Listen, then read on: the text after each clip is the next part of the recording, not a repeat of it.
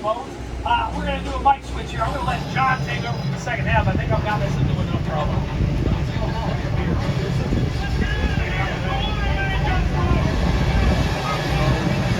All right, I'm swapping seats.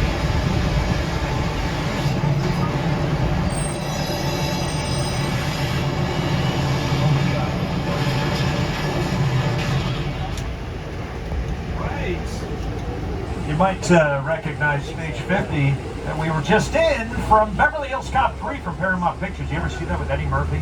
There was a theme park in the movie as well. And yeah, a lot of different productions going there. You know, after a big earthquake though, in Los Angeles, we like to go to the beach sometimes. Hey, let's go to, hey, look at that, Amity Island. Looks like the fishing community, the seaside community from Steven Spielberg's 1975 classic Jaws. Now they filmed the movie on Martha's Vineyard. This is kind of like a little nod to a little ode to the. That's a fin. I thought they captured the shark. That's the shark that's hanging up. Shark incoming! We're gonna need a bigger trolley. Hey, there's George in the water. What's he doing out there today, diving? George, get out of there, man, quick. We got tickets to Fast X tonight. George, I want your ticket out, Fandango. Hey, Patrick, I have an extra ticket. Is it eating a scuba diver? Clear the area.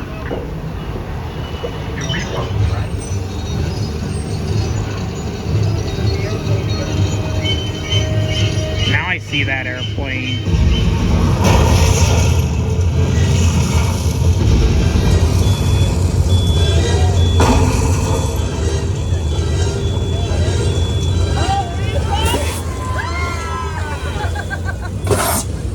Whoa!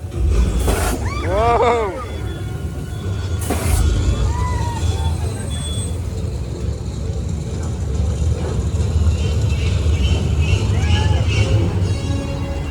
Folks, get your cameras out, point them towards the shark there because he's the only one in the world that can swim backwards. That's right. That's our mechanical monster. You know, Jaws, made in 1974 on Martha's Vineyard. That's where the original movie Jaws was filmed. That doubled as Amity Island for us. The shark, their mechanical shark, before CGI, folks, it never really worked. In fact, hardly at all. That's why we have such great scenes with Roy Scheider, Richard Dreyfuss, and who else? Roy Scheider, Robert Shaw, Richard Dreyfuss, Roy Scheider, Lorraine Gary. Such great scenes with that cast. The crew started calling the movie Flaws. Steven Spielberg started The Lighthouse Motel. the shark Bruce after his lawyer Bruce because he was a shark in the courtroom. You know, they made Jaws 2, Jaws 3 in 3D, and Jaws the Revenge, where the shark got revenge by, and I'm not kidding, swimming to Jamaica and going after Michael Caine. It's a true story. Michael Caine's in the movie. Michael Caine. Does anybody know who Michael Caine is? Okay, if you okay, great. You know, he's never seen the movie. I remember him from Cars 2. House, a beautiful beach house. That's what he knows. You know. You know what I know? Do you like Michael Caine? If you're a fan of the TV show Murder, She Wrote, look at that. That's Cabot Cove, Maine from Murder, She Wrote. It's also my ringtone. Angela Lansbury. Wonderful show. That was Cabot Cove. She got a great tan right over there. You know who had a great tan? Burt Reynolds. When he filmed The Best Little Whorehouse in Texas, right over here. That's Miss Mona's Chicken Ranch from the movie starring Dolly Parton. That was actually up until that point, The Best Little Whorehouse in Texas was the #1 R-rated box office smash of all time until Beverly Hills Cop from Paramount Pictures in 1980. That's also a great example of a practical set. A practical set means we don't just film the outside, we can film the inside. It opened up like a dollhouse. That was We can see the bust through the mirror. We brought it out here. We've used it over the years. Rob Zombie's House of Thousand Corpses filmed there. Quantum Leap, as Patrick was talking about, filmed there. It was also Jessica Fletcher's backyard from Murder, She Wrote. And if these trees and bushes look familiar, well, they are. They're famous. They were on the Netflix movie Bird Box with Sandra Bullock. Remember, she was running around with a blindfold. A lot of famous residents have lived here over the years in some of our homes, which aren't really homes, as Patrick was was talking about. Their facades, French word for false fronts, or their shelves just have support beams inside of them. And you know what? This is called Wilderness Road. We're going to see a famous house coming up. One of my favorites, actually. That guy's animatronic. We're rounding the corner here. This is a steep road. We'd need a trolley or a cool car, probably, to head up this road, or we'd be out of breath because we all know we just had lunch. Over on your right, I probably would take Austin Powers' car over here. That's the British flag one. It's perfect for him, right? How about Bumblebee right there from Transformers, yeah? Or Mr. Bean's little green Mini Cooper back there from Mr. Bean's Holiday. How many love Mr. Bean? How many know who Mr. Bean is? Patrick, where's Mr. Bean? His car's been out here for months. I haven't seen him around. It's on holiday. I knew he took a holiday, but no one's seen him. His car's been parked out there. Maybe he pulled off the side of the road and I don't know, maybe he needed a shower or something. Maybe he pulled over at this little motel. Hey, look at that, it's the Bates Motel. I've seen an Alfred Hitchcock's 1960 classic Psycho starring Anthony Perkins and Janet Leigh. Yeah, we do. Go ahead and take some pictures, folks. There's another great picture car there. That's Marion Crane's car. Uh-oh, there he is. Well, that's the last place I saw him. I was visiting. Where'd he go? He went back in the motel. Yeah, he's the proprietor. Uh-oh. Yeah, that's not good. That is the worst customer service I have ever seen. As long as he doesn't see us. No, Norman, not again. These are VIPs, Norman. Not these folks. Go after a tram, Norman. No, Norman. Don't do it. Okay, he's walking up. All right, let's just Uh-oh. He's gonna chase us. That's a snake. Damn it. You look like you're supposed to.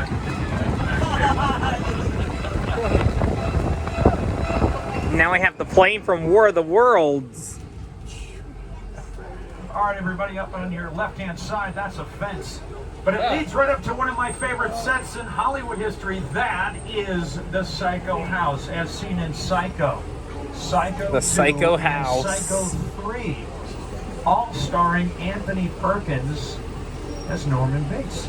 Did you know that Anthony Perkins also directed Psycho 3? It's one of the oldest standing sets in Hollywood. Now look at it. It looks a lot smaller, doesn't it? Because it's forced perspective. The house is built at a smaller scale. That way, when Anthony Perkins stood in front of it, or at the top of the stairs with the right camera angle, it made Norman look more menacing and taller than he was in real life. How many are fans of Psycho? How many are fans of Psycho 2? The sequel's actually really, really good if you haven't seen it. It's a really good sequel. Psycho 3, not as good as the other one. It's a little darker, a little strange. But Psycho 2 is a fantastic sequel. Great director, though, Anthony Perkins. I love his work. Speaking of directors, Steven Spielberg, he's no slouch either. He was out here when he filmed The War of the Worlds. This is the plane crash site, something like that. From The War of the Worlds, this is a real 747, folks.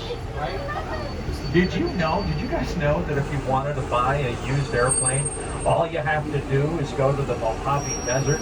That's where Steven Spielberg's production designer Rick Carter went when he wanted to find an airplane for realism. They went to the Mojave Desert. That's where there's an airplane graveyard. Well, it was purchased for $60,000 by Paramount Pictures, the people who distributed the movie. It was shipped here on the back of flatbed trucks once it was divided into sections. It didn't fit under the overpasses, so they had to shave the top off, and they thought, well, let's just put them on later when we get to Universal Studios where we're going to film it. Well, Steven Spielberg saw it just like this without the roof, and he said, hey, I love that. That looks cool. It looks like the aliens sucked everybody out of there. Let's leave it off. Well, it cost $60,000, like I told you folks, to buy the plane. Guess how much it cost to ship it? $200,000. It's always the shipping and handling that gets you. Here's what it looks like in the movie, folks.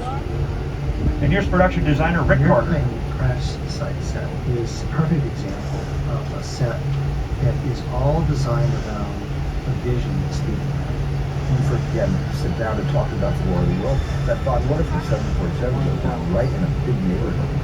Because it's just something you don't see. You're doing good. You're doing good. Keep pressing me. Listen, I want you to close your eyes, okay? Got them closed?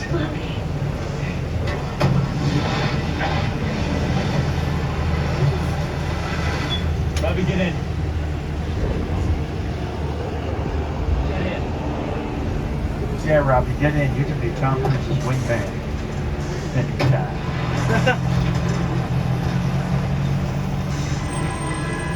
Other productions have used this set over the years. If you've seen the TV show Community, how many have watched that? With Donald Glover, Chevy Chase. There was an episode that was filmed here. Also, search and rescue dogs are sometimes trained here for situations that might look like this. So they're trained out here for that. Steven Spielberg used a lot of CGI for this movie. The most he had used up to that point anyway, but for this particular scene, he wanted the most realism he could get. He wanted to capture the shock and horror in his actor's eyes. Dakota Fanning, who played Steven Spielberg, who played Tom Cruise's daughter in the movie, she hadn't seen this crash set. Anyway, before they started filming, he wanted to capture the horror in her face. So when you see the movie next time, watch it, because that is the first time she sees this set in the film. And Steven Spielberg, like I said, he's been with us for a long time. He's made a lot of great movies with us. The Jurassic Park 1 and 2, The Lost World, Always, which is one that I love, with Richard Dreyfuss. And yes, even Jaws. Take a look at some of his movies, folks. When I was about, 16 years old, and I began hanging out at Universal during my summers. When I went to college nearby, I continued to come on the lot and try to become a director. So Universal sort of is my birthplace. This is the place I consider my first home, and I love it here. And I keep coming back. Every day.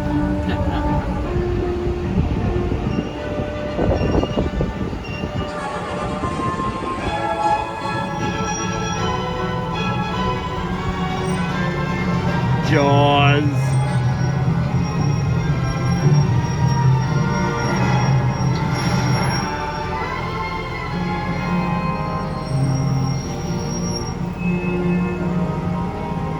E.T. the Extraterrestrial.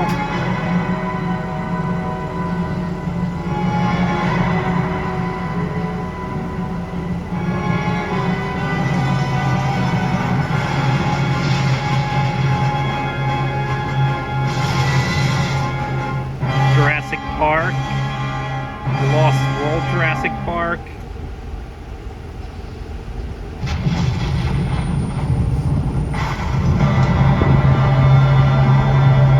Steven Spielberg. We're very fortunate to have him in our family. We've worked with Ron Howard, Clint Eastwood. Actually, Clint Eastwood was here a few years ago. On your right-hand side, can everybody see that big blue backdrop? If you don't, we'll be passing by. It'll be on your right as we round the corner. Is that it right there? Our Falls Lake. Now, I know I mentioned Jaws the Revenge earlier with Michael Caine. Falls Lake is just a giant pit filled with usually filled with millions of gallons of water. It takes a few days to fill it. That big blue backdrop was added for the making of Jaws the Revenge with Michael Caine. Instead of filming all those mechanical shark scenes, they didn't want to have the same problem that they had making Jaws 1 and 2. So they came out here and filmed their mechanical shark attack scenes right against that blue backdrop. You can paint it to look like the skyline, whatever you want back there. If you've seen the Truman Show with Jim Carrey, at the end he says, "See ya." Anybody? Yeah. Jim Carrey? Anybody hear of Jim Carrey? Okay, the Truman Show, right over there, that big blue backdrop. Clint Eastwood, big time director, worked with Tom Hanks there when Tom Hanks played Sully, filmed right there at Falls Lake. The airplane that landed on the Hudson is the true story of Sully Sullenberger, the pilot who landed the real airplane, not that one we just passed. Another one on the Hudson. Well, for the movie, we filmed a scene where the plane, there's a big rescue scene towards the end of the movie, because of course everybody survived. That's why they made a big movie. And yes, so we filmed it. It was on a gimbal, which means the plane for takes would raise and lower. And in fact, it's the same gimbal that they used for the pirate ship sinking for the Pirates of the Caribbean. So a lot of big directors have worked here over the years. And now we've worked with two-time Academy Award winner Jordan Peele. Patrick mentioned, nope, get out, us. Well, we're about to take you to Jupiter's Claim, one of the sets from this new movie, Nope. Now here we go with Jordan Peele. Jordan? Movie magic only happens when a team of collaborators, often in the hundreds, work together to take an impossible notion and bring it to life. This is Jupiter's Claim, a nostalgic, small-time Southern California amusement park owned by former child star Ricky Juke Park.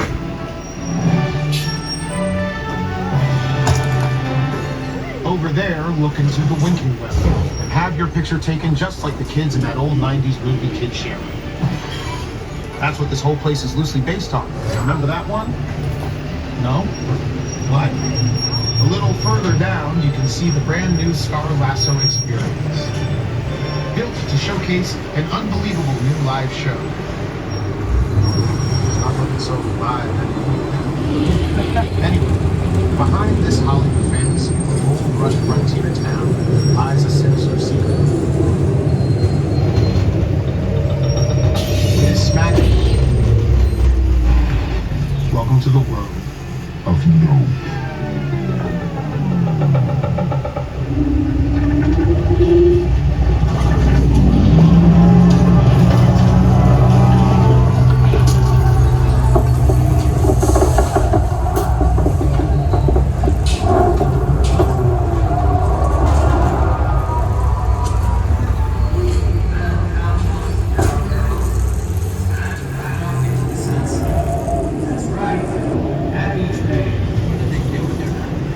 Well, if you asked me if I wanted to stay here, I'd say nope. Ronald, let's get out. All of us. See what I did there? Folks, right now it's time to put you in one of our biggest franchises.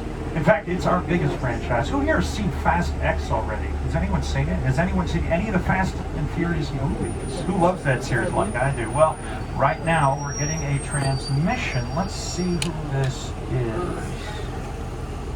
This might be more serious than I thought. What just happened? This is a secure line. Who are you? I'll tell you who I am, boy.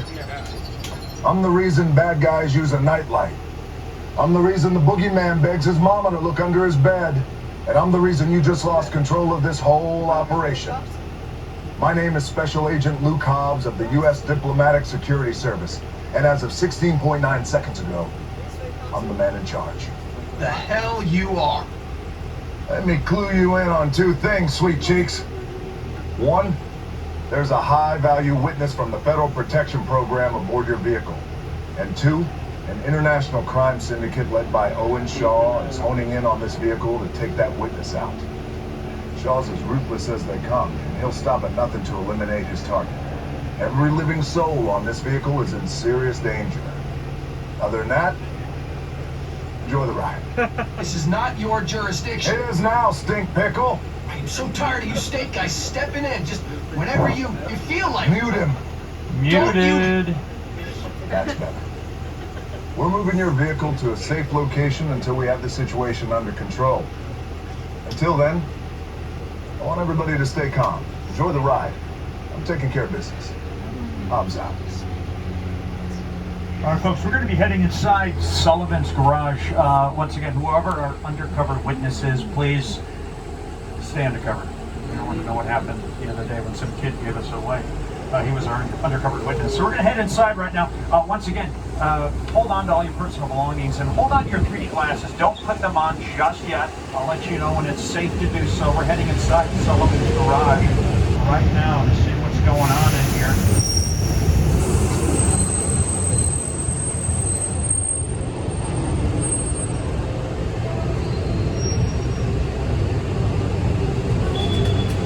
Right now, we got another transmission coming in. Let's see who this is. Hey, you! They just got here. All right, I got it. Well, listen, hello, beautiful people, particularly you right here missing the third row. How you doing? You good? My name is Roman Pierce. Nice to meet you. My buddy Hobbs asked us to stash you short for a while. We brought you in our secret spot. We're having a few friends over. It's a little messy. It's all good. The more the merrier. Especially you right there in that third row, like I was saying. So look, see over there? It's Hobbs' urban assault vehicle. Best truck the U.S. government can buy. That work of art back over there was made by my man Tej. Think of it as like a Mona Lisa on wheels. So did you break it down to them? What's that? You had one job to do, only one. Alright, look guys, we're gonna keep Shaw from finding you, but to keep you safe, we need your help. We don't want the syndicate tracking us here, so put away your cameras and turn off your cell phones. One flash or one ringtone can give us away. I need y'all to take this